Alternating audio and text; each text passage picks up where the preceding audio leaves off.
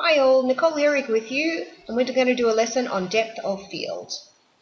Now when we talk about depth of field, what we mean is how much of the image is going to be in focus, and this is going to be determined by our aperture or f-stop numbers.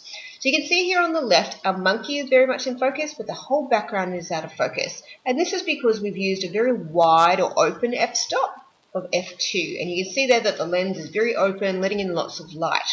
On the right, everything is in focus in our image, and this is called a long depth of field.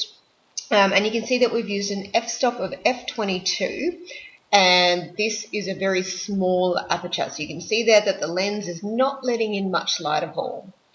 Incidentally, the one on our left, that's called a shallow depth of field. Now let's have a look at our camera lens and what that's realistically looking like. So you can see here that our first one with an f-stop of 1.8 is letting a lot of light into the camera. It's very open. This is going to give us the most shallow depth of field.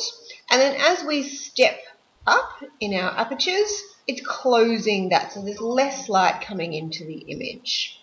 And this is going to, the f22 is going to give us the long depth of field. So pretty much everything in focus. Now let's have a look at an example. So you can see here on our f1.8, there's only a really tiny amount of part of the image in focus, going up to an f16, which gives us mostly everything in focus.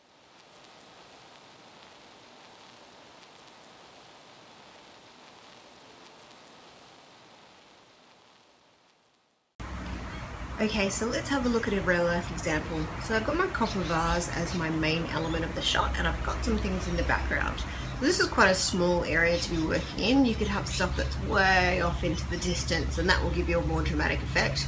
But I only have a small balcony.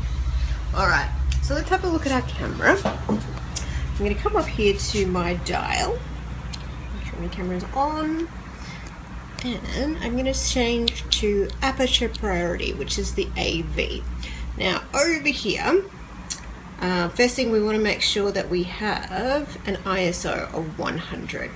Okay, so if it's on higher than that, just switch it down to ISO 100. Now up here is where we see the aperture. So this is an f22 aperture, which means that the hole that is bringing in the light is really tiny.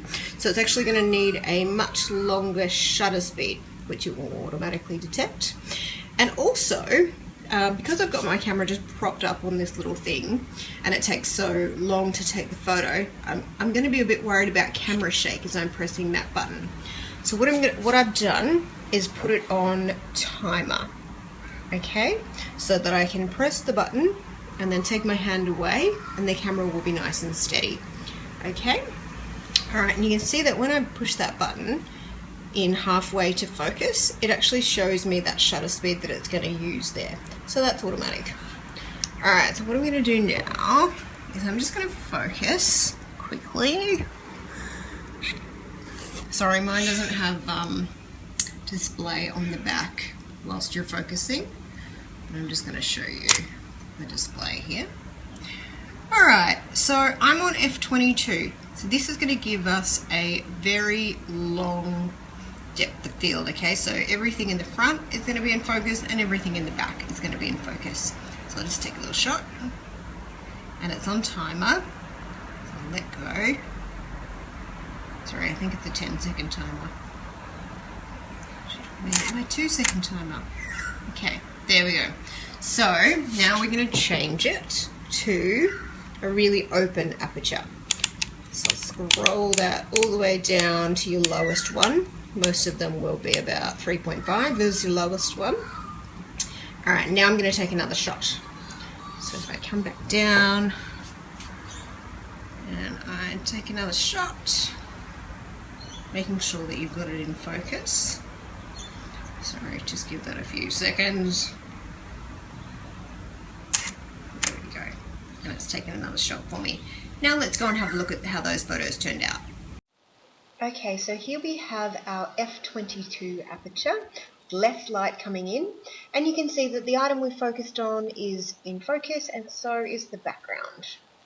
Here we have our f3.5 aperture, or lots of light coming into the camera, And you can see that just the item we focused on is in focus and the whole background is out of focus.